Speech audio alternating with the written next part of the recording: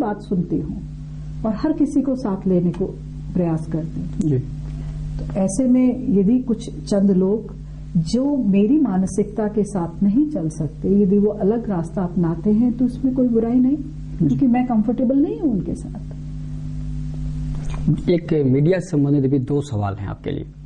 आप मीडिया के साथ आपके बहुत अच्छे संबंध रहे हैं, लेकिन कुछ अरसे से मीडिया को लेकर भी कुछ विवाद की स्थिति पैदा हुई। जैसे एक पत्रकार की मौत हुई तो उससे भी आपका नाम जोड़ दिया गया। कुछ मीडिया वालों का यह भी आरोप रहता है कि आप उनके कामकाज को प्रभावित करने की कोशिश करती हैं। कितना सच है ये? 2 बातें हैं इसमें। आपने 2 प्रश्न किए जी। पहला प्रश्न काफी दुखदायी है। बिल्कुल। बहुत वेदना हुई जब उस साथी की मौत हुई।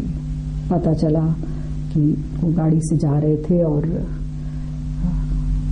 एक बुल के साथ दुर्घटना हुई। अब समझदार व्यक्ति सभी जानते हैं कि सड़क पे मैं बुल तो ला नहीं सकती, मगर आरोप लगा दिया। पता चला कुछ चंद लोग थे और विरोध की दृष्टि से ये बता दिया कि भाई सड़क पर जो पशु है वो परम ले आई। यदि मुझ में इतनी शक्ति है, इतनी दैवीय शक्ति है कि मैं एक पशु को आपकी गाड़ी के आगे अचानक ला दूंगी, तो मैं देवी हो गई। आप खुद समझ सकते हैं कि ये आरोप किस तरह लगे। जहां तक सवाल है मीडिया का, मैं राजस्थान कांग्रेस की स्पोक्स पर्सन रही 6 साल। जी। प्रवक्ता का पद बहुत कठिन होता है, ये कुर्सी बड़ी कठिन है। बहुत जल्दी आप डिसलॉज हो जाते हो, हटा दिए जाते हो, कुछ ना कुछ कंट्रोवर्सी हो जाती है। जी। कुछ ना कुछ खूबी तो रही होगी मुझ में कि जो मैंने 6 साल इतने अच्छी तरह से गुजारे। बिल्कुल। और बड़ा तरीके से राजस्थान कांग्रेस को मैंने विपक्ष के समय में इतनी मजबूती से रखा। और मुझे खुशी है बताते हुए कि जिन मुद्दों को मैंने उठाया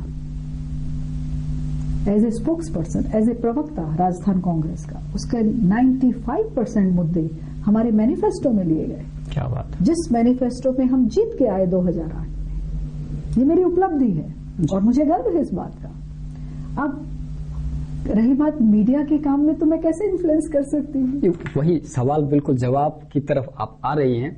कारण वही है कि चूंकि आपके रसूख हैं उन मीडिया कर्मियों के साथ जो सीनियर लोग हैं, जो जयपुर में बैठे हैं, तो आरोप यह है कि आप उनसे प्रभावित करवाने की कोशिश करती हैं। नहीं, ऐसा नहीं जी। ऐसा कभी नहीं हुआ। और मेरे संबंध सबसे बहुत अच्छे रहे हैं। मैं तो ये समझती हूँ कि जो मीडिया है वो एक दर्पण की तरह है, समाज का दर्पण है। मीडिया के अंदर जो भाई लोग होते हैं बहुत कठिन स्थितियों में काम करते हैं और उनकी काम करने की शैली, काम करने का माहौल, काम करने की परिस्थितियों को मैं बखूबी समझती हूँ, क्योंकि मैंने 6 साल मीडिया के साथ ही काम किया। बिल्कुल। ये बात नहीं है, ये ऐसा समझा जा सकता है कि गलत तरीके से पेश कर दी गई बात है, बल्कि मैं तो मीडिया की वो साथी रही हूँ जो हर जगह उन्हें सपोर्ट करती हूँ। जी। ऐसा कुछ नहीं। एक सवाल महिला उत्पीड़न को लेकर है। हमारे जिले में बहुत अच्छी स्थिति नहीं है। जब हम पिछले 3 साल के आंकड़े देखें, आपके सरकार के कार्यकाल के आंकड़े देखें, तो बहुत ज्यादा महिला उत्पीड़न के मामले बढ़े हैं। आप क्या कारण मानती हैं? यह सही है, हनुमानगढ़ जिले में स्थितियां बहुत गंभीर हैं। जी। मैंने खुद ने इसका आंकड़ा निकलवाया, आंकड़ा निकाल के मुख्यमंत्री जी के सामने प्रस्तुत किया और सभी अधिकारियों से भी बात की, चीफ सेक्रेटरी साहब से भी बात की। इसमें हमें प्रोएक्टिव कदम उठाने होंगे। उनका डिस्कशन भी हुआ और जो एहतियातन कदम उठाने चाहिए उनके प्रयास भी जारी हुए। मैं गर्व से कह सकती हूँ कि हनुमानगढ़ जिले के अंदर मैं इसमें महिलाओं की मदद के लिए, महिलाओं के उत्पीड़न के केसेस के अंदर उनकी मदद में शायद पहली जनप्रतिनिधि हूँ जो सबसे आगे हूँ और खुल के इमदाद करती हूँ मैं। जी। इसका कारण क्या है? हमारे यहाँ उत्पीड़न ज्यादा क्यों हो रहा है? उसका सबसे बड़ा कारण ये है कि जो शिक्षा की कमी है। हर चीज में जब विकास की बात आती है, तरक्की की बात आती है, महिला उत्पीड़न की बात आती है, हर जगह एक शिक्षा की कमी आप महसूस करते हैं। जी। शिक्षा की कमी, तकलीफों को भुगतते रहना, अपनी बात ना कह पाना। देखिए, डॉक्टर परम का एक एमएलए होकर जनता के बीच में जाना डॉक्टर परम की उपलब्धि से ज्यादा इस इलाके की महिलाओं की उपलब्धि है। आज मैं ये बात कहती हूं कि जिस व्यक्ति की सोच सही है, जो जनता के प्रति ईमानदार है, अपने समाज के प्रति ईमानदार है, वो परम के साथ है, क्योंकि परम अपने समाज, अपनी जनता के प्रति ईमानदार है। डॉक्टर परम का प्रतिबिंब आज माएं जब शीशा निहारती हैं तो देखती हैं कि उन्हें परम नजर आती है अपने में। ये मेरी उपलब्धि है। जब इलाके की बेटियां शीशे में अपना प्रतिबिंब निहारती हैं तो उन्हें परम नजर आती है। मुझे खुशी है इस बात की कि आज माएं अपनी बेटियों का नाम परम रख रही हैं। उनमें एक मोटिवेशन आ रहा है। मैं अपने आप को सफल मानूंगी जब मेरे इलाके की बेटियां डॉक्टर बनेंगी, इंजीनियर बनेंगी, कलेक्टर बनेगी, एसपी बनेगी। मैं मेरे जनता को ये बात कहती हूँ, वो जमाना गया जब आप ये सोचते थे कि अपने बच्चे को कंपाउंडर बना लें, कांस्टेबल बना लें। आप आगे की सोचिए, अपने बच्चों को ज्यादा पढ़ाइए। मैं इमदाद करूंगी। मैं बच्चों के बीच बहुत जाती हूँ, स्कूल कॉलेजेस में जाती हूँ। कई बार कई लोग कह देते हैं बच्चों के बीच में क्यों जाती हो दीदी, टाइम उधर लगाना चाहिए था। बच्चे हमारा भविष्य है। बिल्कुल। आने वाले समय में हम कैसे आगे बढ़ेंगे, इन बच्चों को प्रेरणा देके हम आगे बढ़ सकते हैं। मैं बच्चों के बीच में जाती हूँ, उनको सारी बात बताती हूँ, उन्हें एहसास कराती हूँ, वो बातें भी बताती हूँ जो जनरली शायद अमूमन जनप्रतिनिधि नहीं करते। मैं उन्हें बताती हूँ, बेटा तुम बताओ, तुम्हारे में से कोई बच्चा कहीं बड़े स्कूल में गया? कहते हाँ गए, भाई फलाने का बेटा गया सा। मैंने कहा फिर क्या तुम्हें पता है ये बात, घटनाक्रम? कहते क्या घटनाक्रम? कि जब उसके पिताजी उससे मिलने गए, वो बड़े अच्छे कॉलेज स्कूल में गया, अंग्रेजी स्कूल में, तो उसके पिताजी जब मिलने गए तो उसने अपने पिताजी को कहा, बापू तू बाहर बैठ जा, अंदर ना आई, तेरे जूते गंदे है, मेरे दोस्त की आखणगे। इसका मतलब वो बच्चा जिसके माता पिता ने अपनी गाढ़ी कमाई से अपने बच्चे को पढ़ाने के लिए अच्छे बड़े स्कूल में गया, पर उसकी मानसिकता ये है कि मेरे माँ बाप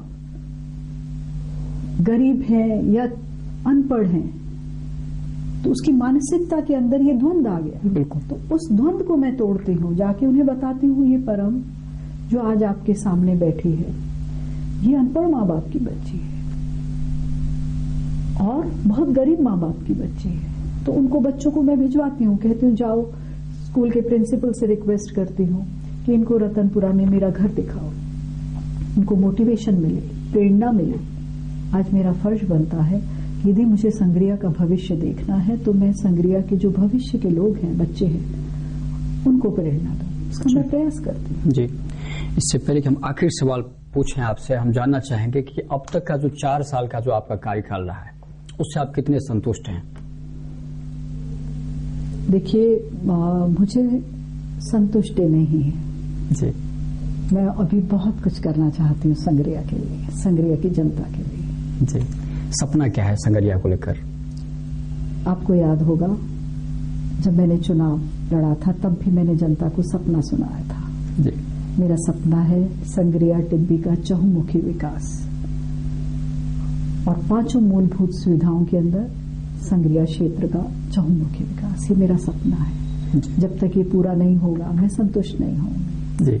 और आखिरी सवाल, आपके प्रतिद्वंदी पार्टी भारतीय जनता पार्टी की प्रदेशाध्यक्ष के रूप में वसुंधरा जी की ताजपोशी हुई है, कितना टफ होगा मुकाबला इस बार? मैं नहीं समझती कि मुकाबला टफ होगा। उसका कारण साफ है। पिछली बार जनता के मन में भ्रम की स्थिति थी। मैं भी कम समय की वजह से सभी लोगों से मिल नहीं पाई थी। आज 2.5 लाख से ऊपर जनता है संग्रिया विधानसभा क्षेत्र की। और मैं ये कह सकती हूँ कि यदि कोई 2-3 साल का बच्चा है तो हो सकता है उसे मेरा नाम नहीं पता हो या उसने मुझे नहीं देखा हो, अन्यथा सभी से मेरी मुलाकात होती है। मैं जनता के बीच में इतनी हूं कि वो मुझे जानते हैं। परम के लिए सिर्फ ये होगा कि कोई यदि चुनाव लड़ते हैं तो विरोध की दृष्टि से कुछ कहते हैं या उनके साथ लोग जुड़ते हैं, वो हो सकता है। पर परम के साथ आज संग्रिया की जनता है, कोई मुश्किलें नहीं, राहें बहुत आसान हैं। मंजिल जो मेरी मंजिल है वो संग्रिया की जनता की मंजिल है। संग्रिया की जनता विकास चाहती है, साफ सुथरा विकास चाहती है, सही मानसिकता की प्रतिनिधि चाहती है। पूरे क्षेत्र में कह सकती हूँ मेरी मानसिकता का, मेरी सोच का, मेरे सही विचारों का पता जनता को है और मैं तो जैसी हूँ उनके सामने हूँ जी। मैं तो कोई बनावट भी नहीं करती, जैसी हूँ बात कह देती हूँ। जैसे आप भी कहते हो, आपके ऊपर आरोप है, आप खरी खरी कह देती हो, खरी हूँ। सच्चा सोना खरा होता है। संग्रिया की जनता इस बात को जानती है, परम खरी है। लेकिन चूंकि आप प्रदेश कांग्रेस कमेटी की प्रवक्ता रह चुके हैं, इसलिए हम जानना चाहेंगे प्रदेश लेवल पे इसका क्या असर होगा वसुंधरा जी के आने से। वसुंधरा जी का करिश्मा बीजेपी के अंदर, बीजेपी एक अलग पार्टी है, यदि उसमें बात करें तो इनकी लीडरशिप के अंदर वो एक अच्छी लीडर है, उनका अपना करिश्मा है, मेहनती है और कोई भी व्यक्ति को जो मेहनत करता है उसे सफलता मिलती है। पर भाजपा के अंदर अंदरूनी लड़ाइयां बहुत हैं। लेकिन वो तो आपकी पार्टी में भी खूब है। हमारी पार्टी में उतनी नहीं है। हमारी सर्वमान्य एक नेता है सोनिया गांधी जी और उनको असिस्ट कर रहे हैं श्री राहुल गांधी जी जो हमारे जनरल सेक्रेटरी हैं जी। हमारे लीडरशिप का कोई द्वंद हो गए, हमारी लीडरशिप का कोई द्वंद नहीं जी। इनके तो हर कोई दूसरा व्यक्ति नेता है। जब नेता की यदि हेड ऑफ द फैमिली कई हो जाए तो वो घर बिखर जाता है जी।